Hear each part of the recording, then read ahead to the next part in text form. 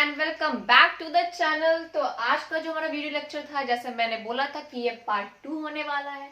तो इस पार्ट में हम लोग क्या करने वाले हैं, इस पार्ट में हम लोग सारे जितने भी हमारे बुक में डिजीज दिए गए हैं, उनके पैथोजेंस है, उनके सिम्टम्स है, वो आज कवर अप हो जाएगा। तो ये हमारा टर्म 2 के सिलेबस के अकॉर्डिंग चल रहा है और ये chapter human health and disease का पार्ट 2 है। तो चलिए देखते हैं कि हम पार्ट 1 का थोड़ा हम रिकैप कर लेते हैं कि हमने क्या किया था। तो पार्ट 1 में कुछ ऐसे हिपोक्रेट्स थे, उनकी थ्योरी हमने पढ़ी थी कि उन्होंने कैसे बताया था कि कुछ फ्लूइड के कारण हमारे बॉडी में लेवल, अगर उन फ्लूइड का इंक्रीज हो जाता तो हमारा बॉडी को डिजीज मान लेते थे। तो आप मुझे कमेंट में बताओ कि मैंने जो पिछले क्लास में बताया था उसमें ऐसा कौन सा फ्लूइड है जिसकी कंसिस्टेंसी बॉडी में इंक्रीज होने से पर्सन को डिजीज्ड मान लिया जाता था। ठीक है, फिर हमने उसमें इम्यूनिटी के बारे में पढ़ा, हेल्थ की डेफिनेशन की, ठीक है, एक्वायर्ड इम्यूनिटी, इनेट इम्यूनिटी पढ़ी। आप मुझे बताओ कि कौन सी इम्यूनिटी बाय बर्थ होती है और कौन सी इम्यूनिटी हम लाइफ टाइम में डेवलप करते हैं। तो आइए हम बढ़ते हैं अपने सेकंड टर्म की ओर, जो हमारा सेकंड पार्ट है उसकी ओर। तो मैंने कुछ यहाँ पे पहले से नोट डाउन करके रखा है और सिम्टम्स हम साथ में लिखते चलेंगे। ठीक है, तो देखो बैक्टीरियल डिजीज में क्या आता है। कुछ डिजीजेस जो हैं जिनके सिम्टम्स हमें पढ़ने हैं, जिनके हमें पैथोजेंस पढ़ने हैं, उनके सिम्टम्स, पैथोजन, ये सब कुछ इंपॉर्टेंट है। आपको ये भी पता होना चाहिए कि वो किस डिजीज के अंदर आते हैं। जैसे टाइफाइड आपने लिखा, तो इफ क्वेश्चन आस्क्ड कि typhoid is it a bacterial disease, bacteria से होता है, वायरस से होता है या प्रोटोजोआ से होता है, तो आपको ये याद होना चाहिए। टाइफाइड है, उसका पैथोजन बहुत इजी याद करना, उनके नेम से इन लोग कनेक्टेड है, सैल्मोनेला टाइफी।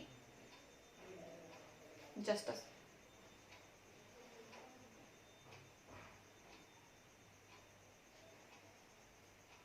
या सॉरी, तो जो हमारा चैप्टर है जिसमें हम लोग पहला जो डिजीज है वो टाइफाइड दिया गया है। तो टाइफाइड का पैथोजन याद रखो, सैल्मोनेला टाइफी। ठीक है, टाइफाइड का जो पैथोजन है वो इतना इजी है कि हमें याद करने की जरूरत नहीं है। आपको अगर मार्क करना आएगा तो आप टाइफी देख के ही पकड़ लोगे कि टाइफाइड का पैथोजन है। ठीक है, स्पेलिंग मिस्टेक ना हो, ये कॉमन सा क्वेश्चन है, याद रखना। अब इसके सिम्टम्स लिखते हैं। तो इसमें नॉर्मली टाइफाइड का कॉमन सिम्टम्स क्या है, फीवर होता है, सस्टेन्ड फीवर, तो फीवर होता है। तो 39 डिग्री टू 40 डिग्री के आसपास फीवर रहता है। ओके, हेडेक होता है। कुछ सिम्टम्स से दिमाग में घुसा लो कि कुछ सिम्टम्स जो है वो सारे ही डिजीज में कॉमन है। जैसे हेडेक होना, वो निमोनिया में, कॉमन कोल्ड में, इवन इन एस्कैरिस, एमोबाइसिस, ये सब में वो कॉमन सिम्टम्स है। ठीक है, हेडेक होता है। उसके बाद स्टमक एक होता है, स्टमक पेन।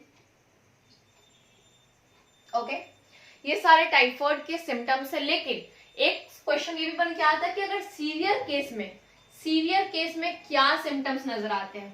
तो अगर हम लोग सीवियर केस की बात करें, जब टाइफाइड बहुत ज्यादा एक सीवियर केस में पहुंच जाता है, तब क्या होता है, तब जो हमारा बॉडी में इंटरनल परफोरेशन होने लगता है और इससे आदमी की डेथ हो जाती है।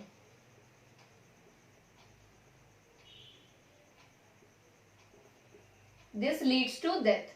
तो टाइफाइड को हम लोग हल्के में नहीं ले सकते, टाइफाइड भी एक डेथ कॉजिंग डिजीज बन सकता है।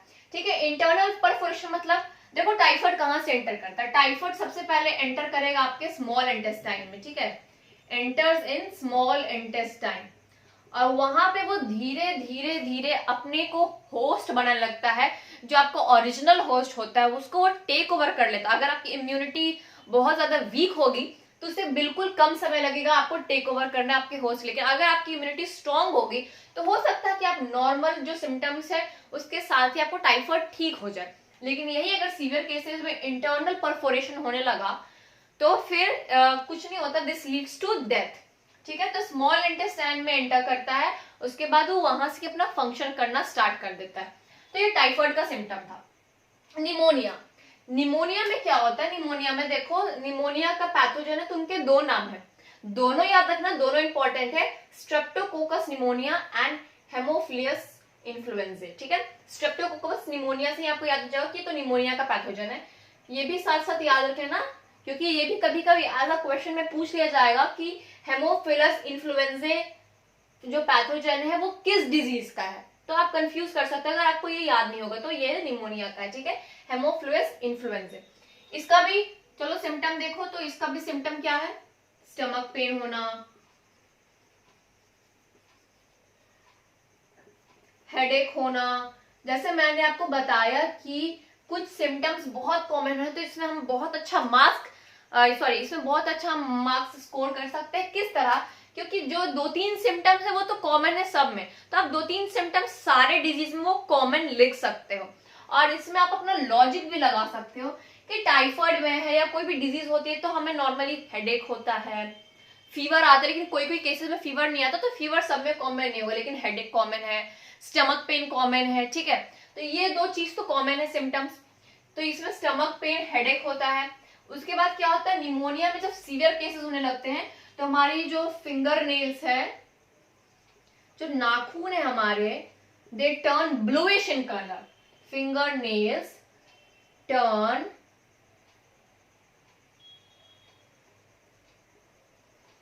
Grey to bluish, grey colour से हमारी जो फिंगर्स नेल है वो ग्रे कलर से ब्लूइश कलर की ओर टर्न करने लगता है, डेवलप हो जाता है। ये कब होता है गाइस, ये भी यहाँ पे सीवियर केसेस में होता है।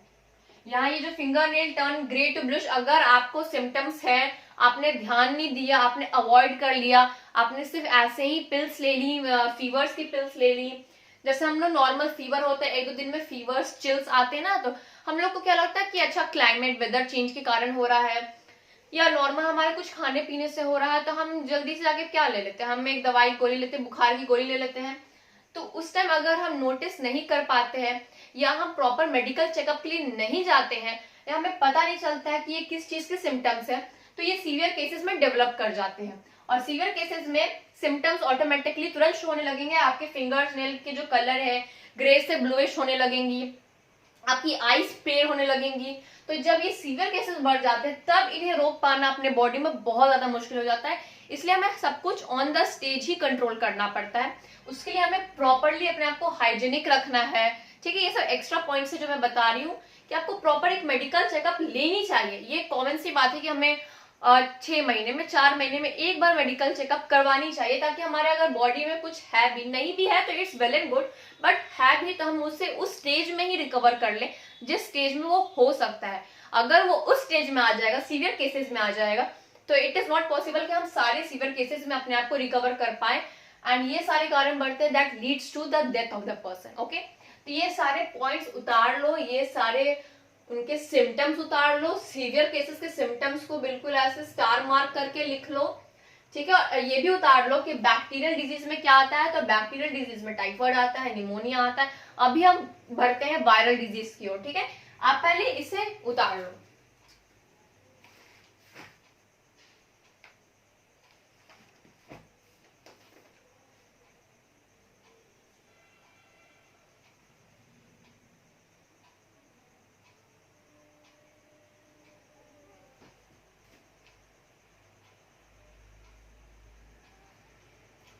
निमोनिया में जो बहुत इंपॉर्टेंट है, हमें सिम्टम्स में और भी मैं ऐड करवा देती हूँ।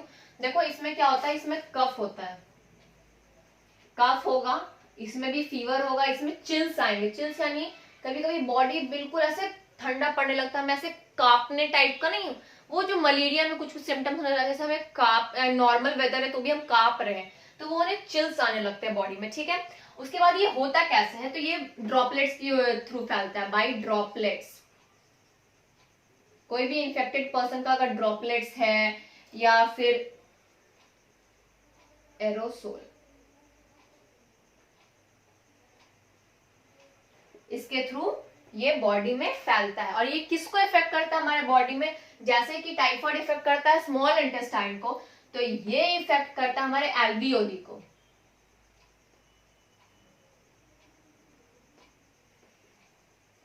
एल्वियोली जो लंग्स के बाद होती है, और क्या होता है एल्वियोली में फ्लूइड बढ़ जाता है,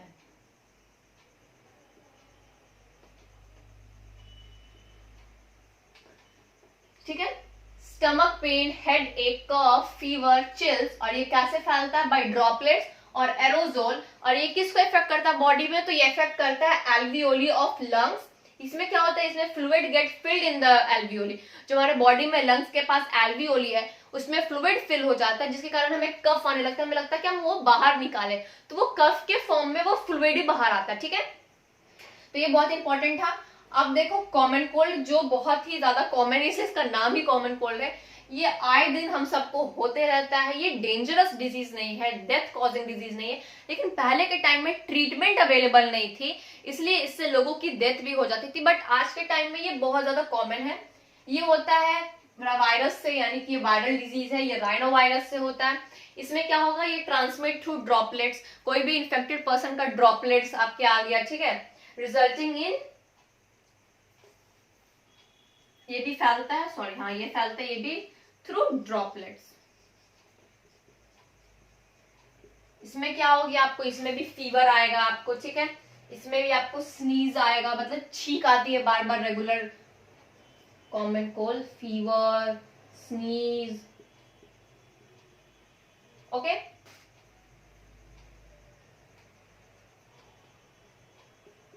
ये किसको इफेक्ट करता है, ये नोज को इफेक्ट करता है और हमारे रेस्पिरेटरी ऑर्गन को इफेक्ट करता है।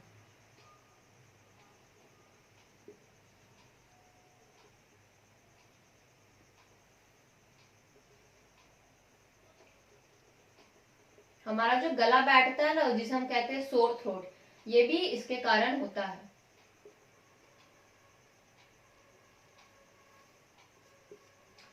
ठीक है, ड्रॉपलेट्स के थ्रू फैलता है, इसमें फीवर आना, छींक आना, किसको इफेक्ट करता है, तो नोज को, रेस्पिरेटरी सिस्टम को, सोर थ्रोट यानी गला ऐसे खसखसाने लगा टाइप के हम जो ऐसे करते रहते हैं कॉमन कोल्ड में, वो हो जाता है, नेसल कंजेशन हो जाता है, ये भी आप लिख लो।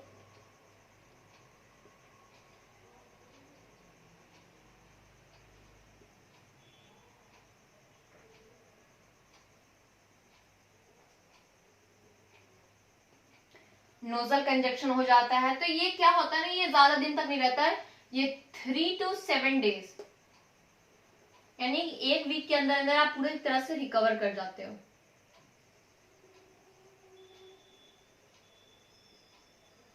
आप 3 से 7 दिन के अंदर अंदर इससे रिकवर कर जाते हैं। तो इसके सिम्टम्स क्या थे, ड्रॉपलेट्स के थ्रू फैलता है, फीवर, स्नीज, नेसल कंजेशन, रेस्पिरेटरी सिस्टम को इफेक्ट करता है, नोज को इफेक्ट करता है। लेकिन एक इंपॉर्टेंट पॉइंट है, जैसे कि यहाँ पे जैसे कि निमोनिया में था कि लंग्स को इफेक्ट करता है, लेकिन जो कॉमन कोल्ड होता है वो लंग्स तक नहीं जाता है। तो यहाँ पे ये ना एक नोट में लिख लो कि डज नॉट इफेक्ट लंग्स, ये लंग्स तक बिल्कुल नहीं जाता। तो ये एक बहुत इंपॉर्टेंट पॉइंट है, ये कभी कभी क्वेश्चन में ट्विस्टेड वे में आ सकता है। तो ये लंग्स को इफेक्ट नहीं करता और ये 3 से 7 दिन के अंदर आप इससे बिल्कुल अच्छी तरह से रिकवर हो जाते हो।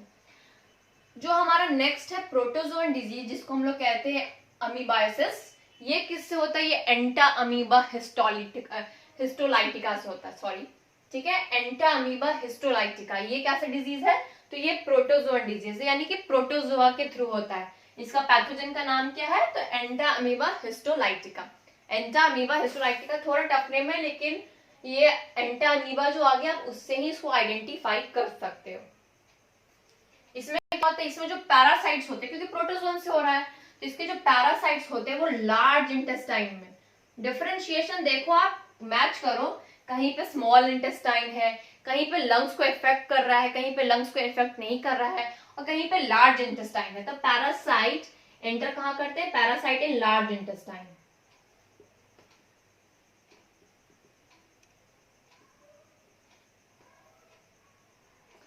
इसके सिम्टम्स क्या है, तो इसके सिम्टम्स लिखो, इसमें कॉन्स्टिपेशन होता है क्योंकि लार्ज इंटेस्टाइन में इफेक्ट कर रहा है ना, एब्डोमिनल पेन भी होगा,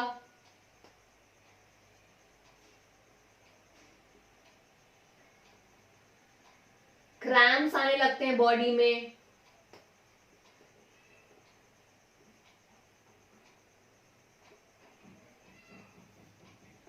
ठीक है। इसमें क्या होता है, ये पैरासाइट जो है वो लार्ज इंटेस्टाइन में इफेक्ट करता है, जिसके सिम्टम्स क्या है, कॉन्स्टिपेशन होना, एब्डोमिनल पेन होना, क्रैम्प्स आना। और इसका सीवियर केसेस में क्या होता है गाइस, इसके सीवियर केसेस में जो हमारे बॉडी से जो स्टूल निकलता है, स्टूल यानी कि हमारा जो एक्सक्रीट वेस्ट प्रोडक्ट निकलता है बॉडी के थ्रू, वो जो स्टूल होता है, stool excrete with excess mucus and blood clots. तो हमारे बॉडी से जो वेस्ट प्रोडक्ट रिलीज होता है बॉडी के थ्रू, तो उसमें क्या होता है ना, वो बिल्कुल उसमें ज्यादा एक्स्ट्रा म्यूकस आएगा। अगर उस पेशेंट के हम अगर उसके स्टूल की हम जांच करें, हम लेबोरेटरी टेस्ट में उसको टेस्ट करें, तो आपको पता चलेगा कि उसमें बहुत ज्यादा वो थिक एक्स्ट्रा म्यूकस के साथ निकल रहा है। और कभी कभी ये भी नजर आता है कि उसमें ब्लड क्लॉट्स आते हैं, वो रेड रेड ब्लड के क्लॉट्स नजर आते हैं, वो बिल्कुल वो विजिबल होते हैं। तो ये क्या हो गया, ये सीवियर केसेस में ये सब सिम्टम्स आने लगते हैं। ये था एंटामीबा हिस्टोराइटिका जिसका सिम्टम ये है, ठीक है। अब हेलमेंथिक डिजीज क्या है, हेलमेंथिक डिजीज में कौन आता है, तो एस्कैरिसिस हेलमेंथिक डिजीज में आता है, एस्कैरिसिस आता है, और फिर एक एलिफेंटेसिस आता है। एलिफेंटेसिस मतलब हम लोग जो बोलते हैं ना, वो एक पैर बिल्कुल हाथी की तरह हो जाना। आपने अपने एनसीईआरटी बुक में खोलो तो आपको वो मिल जाएगा। तो एस्कैरिसिस क्या होता है, एस्कैरिसिस किससे होता है, तो एस्कैरिस से होता है, यानी जो कॉमन राउंड वॉर्म्स होते हैं उससे होता है, इसलिए ये हेलमेंथिक डिजीज में आता है। इसके सिम्टम्स क्या है, इसमें क्या होता है, इंटेस्टाइनल पैरासाइट्स होते हैं, इंटेस्टाइन में पैरासाइट्स होते हैं, इंटेस्टाइनल पैरासाइट्स होते हैं। इंटरनल ब्लीडिंग होती है, ब्लीडिंग आपके बॉडी के बाहर नहीं होगी, एक्सटर्नल नहीं होगी, इंटरनल होगी। और जो इंटरनल ब्लीडिंग होती है वो सबसे ज्यादा डेंजरस ब्लीडिंग्स में होती है, क्योंकि इंटरनली अगर हम ब्लीड कर रहे हैं, हमें नहीं पता चल रहा कि हमारे कौन से बॉडी पार्ट्स डैमेज हो रहे हैं। और इंटरनल ब्लीडिंग क्यों होती है, क्योंकि जो ये हेलमेंथिक डिजीज में ये जो हेलमेंट्स होते हैं, ये कॉमन राउंड वॉर्म्स होते हैं, हमारे पेट को अंदर ही अंदर खाने लगते हैं। तो जब वो कुछ भी, अगर आपके पेट के अंदर कुछ भी एक भी ऑर्गन इफेक्ट करेगा तो ऑफ कोर्स है कि ब्लीडिंग होगी, क्योंकि हमारे पूरे बॉडी सेल्स में, हमारे बॉडी में ब्लड है, ठीक है। तो इंटरनल ब्लीडिंग होती है, इसमें इंटेस्टाइनल पैरासाइट्स होते हैं इसमें। उसके बाद इसमें मस्कुलर पेन होता है, जो मसल्स होते हैं वो पूरे जकड़ जाते हैं, दर्द दे देते हैं, मस्कुलर पेन होता है, फीवर आता है इसमें आपको, ठीक है। उसके बाद ब्लॉकेज होता है आपके इंटेस्टाइनल पैसेज में, जो आपका इंटेस्टाइनल पैसेज है यहाँ पे वो ब्लॉक हो जाता है, क्योंकि वहां पे हेलमेंथिक डिजीज टेक ओवर कर चुके हैं, वो बॉडी को इफेक्ट कर रहे हैं, तो आपका इंटेस्टाइन तो ब्लॉक होगा। तो इसमें क्या है, ये पैरासाइट यहाँ पे क्या होते हैं, ये पैरा इंटेस्टाइनल पैरासाइट्स होते हैं, ये लिख लो, बहुत इंपॉर्टेंट है।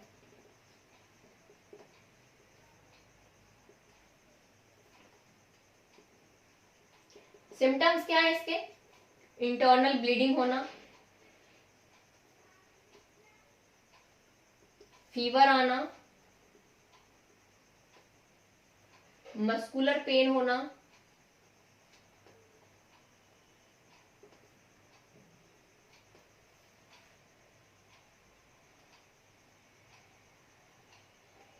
Anaemia, blockage of intestinal passage.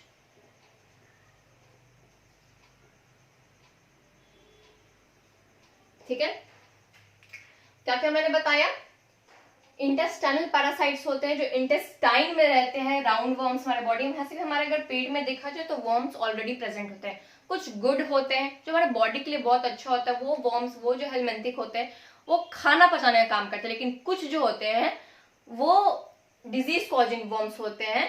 तो अगर हम कुछ ऐसा हमारे बॉडी में इनटेक कर रहे हैं जो उनको न्यूट्रिशन प्रोवाइड कर रहा है, जो उनको और जगह दे रही रहने की, तो वो अपने आप बढ़ने लगते हैं, तो उनका बढ़ना खतरा हो जाता है, इसलिए वो इंटेस्टाइनल पैरासाइट्स होते हैं। इंटरनल ब्लीडिंग होने लगती है क्योंकि इंटेस्टाइन में है, इंटरनल ब्लीडिंग से होगी, और इंटरनल ब्लीडिंग हमें पता नहीं चलती है। फीवर होगा आपको, मस्कुलर पेन्स होंगे, जो जहां जहां मसल से वो पूरे ऐसे जकड़ने लगते हैं, दर्द होता है। Anaemia, blockage of intestinal passage, intestine में रह रहे हैं, इंटेस्टाइन को ही खा रहे हैं, वही ब्लीडिंग हो रही है, तो ब्लॉकेज होगा, ठीक है। तो ये जो हमारा था, मैंने बताया बैक्टीरियल डिजीज में 2, वायरल डिजीज में 1, प्रोटोजोन डिजीज में 1, और हेलमेंथिक डिजीज में 2 है, एक और अभी हम लिखेंगे, ठीक है। यहां तक आप ये सारा नोट कर लो, क्योंकि ये जो सिम्टम्स है, पैथोजन है, डिजीज है, और ये किस डिजीज में कैटेगराइज्ड है, ये सारे इंपॉर्टेंट नोट्स है। सो 2 मिनट है, आप स्क्रीनशॉट ले लो।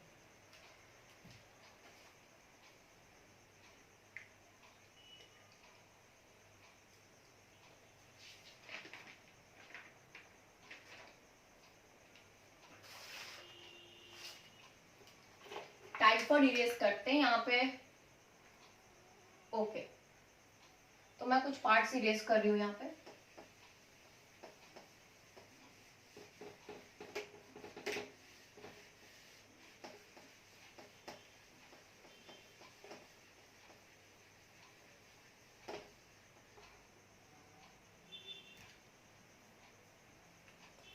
हेलमिंथिक डिजीज में जो दूसरा मैंने बताया एलिफेंटेसिस,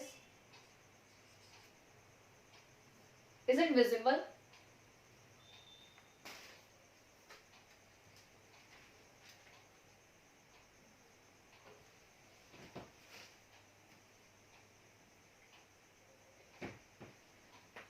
ओके, एलिफेंटियसिस, ठीक है। ये किससे होता है? ये बुचेरिया से होता है।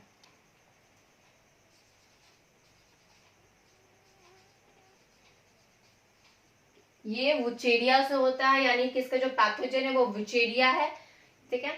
इसके सिम्टम्स देखो, क्रॉनिक इन्फ्लेमेशन होने लगता है। क्रॉनिक इन्फ्लेमेशन कहां होने लगेगा? इन्फ्लेमेशन जहां ये सालों से बैठे, यानी कि आप सोचो कि जो ये एलिफेंटेसिस होता है ये वन टाइम प्रोसेस नहीं है। अगर इसने आपके बॉडी में किसी भी जगह से, किसी भी थ्रू, किसी वे में आपके बॉडी में एंटर कर गए, तो ये 3 से 4 साल लेते हैं अपना सिम्टम शो करने में। तब तक बहुत देर हो गई होती है, हमें सिम्टम्स पहले बिल्कुल नहीं नजर आते। तो धीरे धीरे क्रॉनिक इन्फ्लेमेशन, अगर हमारा यहाँ पे हो गया है तो ये एरिया धीरे धीरे इन्फ्लेमेट होने लगेगा बाकी एरियाज के मुकाबले। तो क्रॉनिक इन्फ्लेमेशन होता है ऑफ द ऑर्गन, मतलब उस ऑर्गन का in which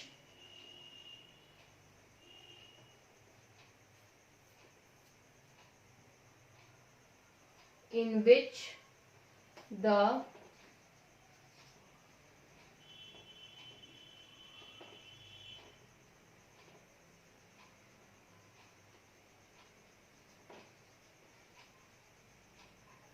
in which the organism lives for many year. Many year का मतलब सोचिए कितने साल से वहां बैठे हुए हैं और धीरे धीरे ये प्रोसेस हो रहा है। तो ये डिजीज फाइंड आउट करना पहले स्टेज में बहुत ज्यादा डिफिकल्ट हो जाता है, आपको बिल्कुल पता नहीं चलेगा। अगर अभी आपके बॉडी में वो वो पैथोजन एंटर कर गया है तो डैट मीन्स आपको उसका खबर होते होते पता चल जाता है, तो आपको कई साल लग जाएंगे। जब आपके बॉडी में इन्फ्लेमेशन होनी स्टार्ट हो जाएगी, जब आप उस स्टेज पे पहुंच जाएंगे जब वहां पे कोई ट्रीटमेंट अवेलेबल नहीं होती है, इस स्टेज पे जाके आपको इसका सिम्टम्स नजर आता है। तो वहां पे उस एरिया पे क्रॉनिक इन्फ्लेमेशन हो जाती है, उस ऑर्गन में जहां ये ऑर्गेनिज्म बहुत सालों से रह रहे होते हैं, ठीक है। इसमें ज्यादातर क्या इफेक्ट करता है? तो इसमें आप जेनाइटल ऑर्गन, ये जो जेनाइटल पार्ट्स होते हैं वो इफेक्ट होते हैं बहुत ज्यादा। जेनाइटल ऑर्गन्स मेनली देखा जाए तो हमारा जेनाइटल ऑर्गन्स इफेक्ट होता है, ठीक है। तो एलिफेंटेसिस का एक दूसरा नाम है, तो आप बताओ कि एलिफेंटेसिस को दूसरा नाम क्या कहता है, कमेंट में मुझे बताओ। ऐसे मैं यहाँ पे इसे ब्लैंक छोड़ दे रही हूँ, वो आप मुझे बताओगे और आप फिलअप करोगे, ठीक है। एलिफेंटेसिस का जो एक और नेम होता है जिसके थ्रू भी हम उसे जानते हैं, आप मुझे बताओ कि वो क्या है। आपने सुना होगा फैमिली में, क्योंकि बहुत लोग एलिफेंटेसिस नाम से उसे नहीं बुलाते हैं। घर परिवार में अगर कभी भी सुना हो तो आपने नोटिस किया होगा कि उसे फ्लाइरेसिस भी बोलते हैं। फ्लाइरेसिस जो होता है वो एलिफेंटेसिस का दूसरा नाम है, ठीक है। ये सारा कुछ हो गया, हम इरेज करते हैं, तब तक अगर आपको कुछ नोट करना आप नोट कर लो।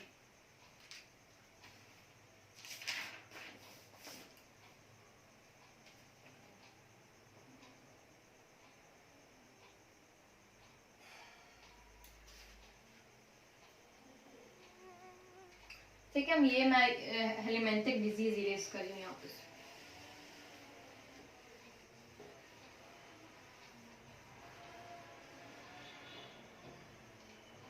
फंगल डिजीज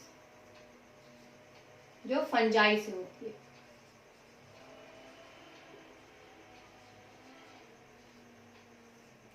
ठीक है। फंगल डिजीज यानी कि रिंग वॉर्म, ये बहुत ज्यादा कॉमन है, बहुत ज्यादा कॉमन है। रिंग वॉर्म किससे होता है? Microsporum,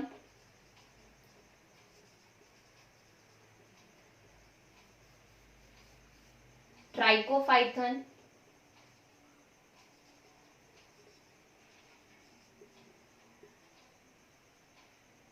and Epidermophyton.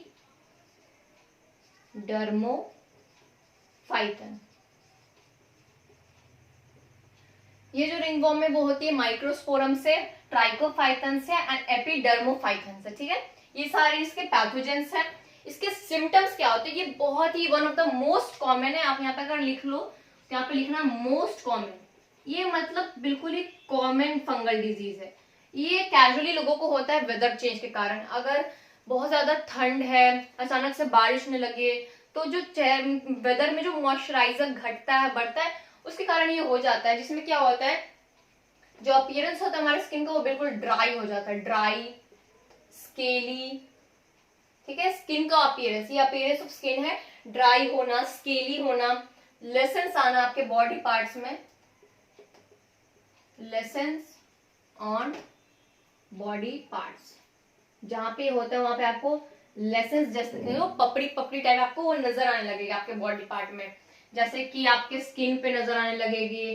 Scalp, scalp is the most common example. वो वेदर गर्ल हो बॉय, जो हमारे बालों में वो उजले उजले सफेद सफेद ऊपर जो परत दिखती है हमें, वो हम जिसे डैंड्रफ बोलते हैं, वो लेसेंस हमारे बॉडी में स्कैल्प पे वो दिखती है, वो बिल्कुल ड्राई होती है, स्केली होती है, ठीक है।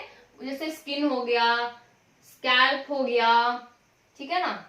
ये सारे जगह है जहाँ पे ये हो सकता है। नेल्स भी हो सकता है, नेल्स में भी हो सकते हैं ये। इनको जहां मॉइस्चर मिलता है ये वही होते हैं हमारे बालों में। मतलब गर्ल्स के बाल इतने घने होते हैं तो उन्हें अंदर में बिल्कुल मॉइस्चर मिलते हैं, इसलिए आप देखोगे कि मोस्ट कॉमन ये गर्ल्स में होता है। और ये जो लेसेंस हैं वो किसके थ्रू या कंप्लीट होते हैं, बहुत ज्यादा इचिंग होते हैं, बहुत ज्यादा इची होते हैं। आप देखो अगर जिनके बाल में बहुत ज्यादा लेसेंस है, बहुत ज्यादा डैंड्रफ, तो वो दिन भर ऐसे ऐसे बाल वहां वहां ऐसे खुजलाते रहेंगे, उन्हें वो चिड़चिड़ाहट बढ़ने लगती है, वो खुजली आती है, क्योंकि ये जो लेसेंस होते हैं वो बहुत ज्यादा इची होते हैं, बहुत ज्यादा पेनफुल भी हो सकते हैं कभी कभी, ठीक है। तो हीट और मॉइस्चर जो होता है ये इनका घर होता है। हीट और मॉइस्चर इनके लिए घर है। अगर आपकी बॉडी में कहीं पे हीट है, बहुत ज्यादा मॉइस्चर है, तो इनके लिए वो एक तरह से इनका घर है। तो आप अपना अंडर आर्म्स देखो, वहां पे बहुत ज्यादा मॉइस्चर है, तो वहां पे भी हो सकते हैं। हमारा जो ये थाई एरिया है यहाँ पे भी हो सकता है, हमारा थाई एरिया के पास हो सकता है। हमारे गर्दन में यहाँ पे पीछे जो मॉइस्चराइजर जो है पे मॉइस्चर हो जाता है, वहां हो सकते हैं। स्कैल्प में हो सकते हैं, नेल से मॉइस्चर हो जाता है, उससे हो सकते हैं। तो ये सब एरियाज में ये फंगस ग्रो करते हैं, ओके। तो ज्यादातर आप देखो तो ये ज्यादातर स्किन फोल्ड्स में होते हैं, जहां पे स्किन फोल्ड होता है। जैसे इसको देखो, यहाँ पे ये फोल्ड हो रहा है, तो यहाँ पे ये हो सकते हैं। आपका पीछे ये गर्दन ऐसे फोल्ड हो रहा है, यहाँ हो सकते हैं। घुटने के पास आप फोल्ड कर रहे हो, यहाँ हो सकते हैं। थाई के पास हो सकते हैं, अंडर आर्म्स पे हो सकते हैं। तो ये सारे एरिया पे होते हैं। तो यानी कि आपको ऑल इन वन बता दिया गया कि ये स्किन फोल्ड्स में होते हैं। तो गाइस देखो, अभी हम कंप्लीट कर चुके हैं हमारा पूरा डिजीज प्लस पैथोजन और सिम्टम्स। तो इसमें आपको जो टॉपिक नहीं समझ आया आप कमेंट सेक्शन में बताओ, और कौन सा टॉपिक समझ में आया, जो मैंने क्वेश्चंस पूछे थे उसके आंसर कमेंट सेक्शन में दे देना। अगर आपको ये वीडियो जरा भी अच्छा लगा हो, जरा भी बेनिफिशियल हुआ होगा आपके लिए, तो प्लीज सब्सक्राइब करते जाना, चैनल को लाइक करना ना भूले, और अपने फ्रेंड्स को भी बताएं, उनको भी शेयर करें, साथ मिलकर पढ़ें और टर्म 2 के सिलेबस हमारे साथ कंप्लीट करें, ठीक है। और जो हमारा नेक्स्ट चैप्टर है वो हम ह्यूमन हेल्थ एंड डिजीज का पार्ट 3 करने वाले हैं, जिसमें एग्जैक्टली मैं पूरा चैप्टर, वो लास्ट ही पार्ट होगा जिसमें हम पूरा चैप्टर कवर अप कर लेंगे। ह्यूमन हेल्थ एंड डिजीज बहुत इजी चैप्टर है, बहुत कॉमन चैप्टर है, बहुत इजीली कंप्लीट हो जाएगा, बहुत इजी है उसे याद करना। तो हमें ऐसा करना कि जो चैप्टर इजी है हम उसे प्रिपेयर कर ले, पहले उसे हम साइड रख लें, ताकि वो हमारा एक चैप्टर एक ऑलरेडी कंप्लीट हो, और हमें अगर लास्ट दिन उसे सिर्फ खोल के देखना हो तो हमें झट से सब याद आ जाए। तो आप इसका एक टैबुलर फॉर्म बनाने लगा, क्योंकि ये बहुत ज्यादा इंपॉर्टेंट है। ऐसे करके शायद बैक्टीरियल डिजीज, इनके पैथोजन कुछ इस तरह आप लिख लेना, और सिम्टम्स ऐसे लिख लेना, ताकि जब इनके साथ बगल बगल में रहेंगे तो हमें याद करने में कोई दिक्कत ना हो। तो अगर नेक्स्ट पार्ट के लिए मैं नेक्स्ट पार्ट सुन ही अपलोड करूंगी। Till then don't forget to subscribe the channel, please like the page and do comment and share. Thank you.